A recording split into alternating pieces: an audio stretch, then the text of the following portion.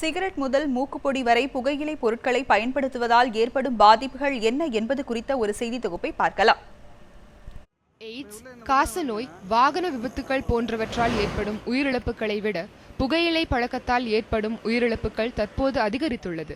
1960ஆம் ஆண்டிலிருந்தே இந்திய அரசு புகைப்பிடிப்பதற்கு எதிராக பல்வேறு நடவடிக்கைகளை எடுத்து வந்தாலும் புகையிலை நிறுவனங்கள் எடுத்துக்கொள்ளும் பிரம்மாண்ட உக்திகளோடு ஒப்பிடும்போது புகையிலையின் கேடுகளை அறிவிக்கும் விளம்பரங்கள் மக்களை அவ்வளவாக சென்றடைவதில்லை என்றே கூற தோன்றுகிறது.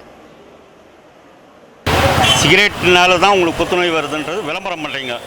விளம்பரம் பண்ணும்போது அந்த இதெல்லாம் புழிஞ்சு காமிக்கிறீங்க வருதுன்றது. முதல்ல நீங்கள் கம்பெனியில் இருக்கிற கம்பெனிங்களை இழுத்து மூடுங்க. சிகரெட் கம்பெனி இழுத்து மூடுங்க.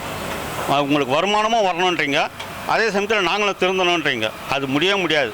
சூவிங்கம்லாம் ட்ரை பண்ணி பார்த்தோன்னா அப்படியும் அதை போட்டனால நிறுத்த முடியல. ஸோ அதனால் இது பழகிட்டே இருக்குது.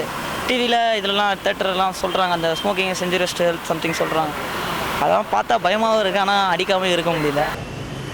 பொதுமக்கள் இப்படி கூறினாலும் புகையிலையில் சுமார் 4000 நச்சுப் பொருட்கள் கலந்திருப்பதால் அவற்றை உட்கொள்வதால் நுரையீரல், மார்பகம், தலை மற்றும் குரல்வளை புற்றுநோய் என பல்வேறு நோய்கள் வருவதற்கு காரணமாக உள்ளதாகவும், நாள் ஒன்றுக்கு ஒரு சிகரெட் பிடித்தால் ஒருவரின் ஆயுள் தினமும் 5 நிமிடங்கள் குறைகிறது என்று கூறுகின்றனர் மருத்துவர்கள்.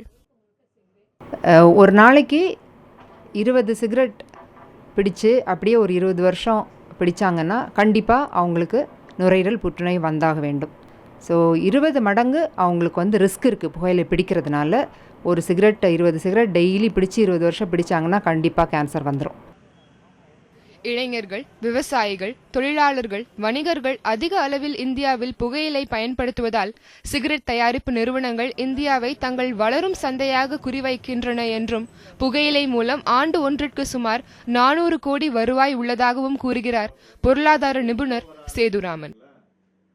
எண்ணிக்கை அதிகரிக்கும் பொழுது மறைமுகமாக அரசாங்கத்திற்கும் வருமானம் சேருதுன்னு கூறலாம்.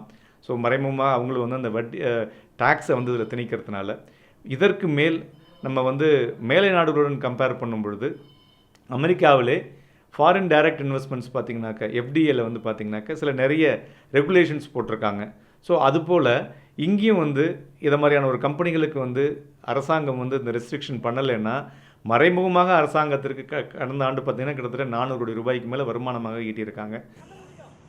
இந்தியாவில் சுமார் 60 லட்சம் விவசாயிகள் புகையிலை பயிரிடுவதாகவும் 4.4 கோடி பேர் பீடி தொழிலில் ஈடுபட்டுள்ளதாகவும் புள்ளி விவரங்கள் கூறுகின்றன. இந்த தொழிலில் ஈடுபடுபவர்களுக்கு மாற்று தொழில் ஏற்படுத்தி தர அரசு முயன்றால் மட்டுமே புகையிலையை ஒழிக்க முடியும் என்று கூறுகிறார் சமூக ஆர்வலரும் மருத்துவருமான ராஜசேகர்.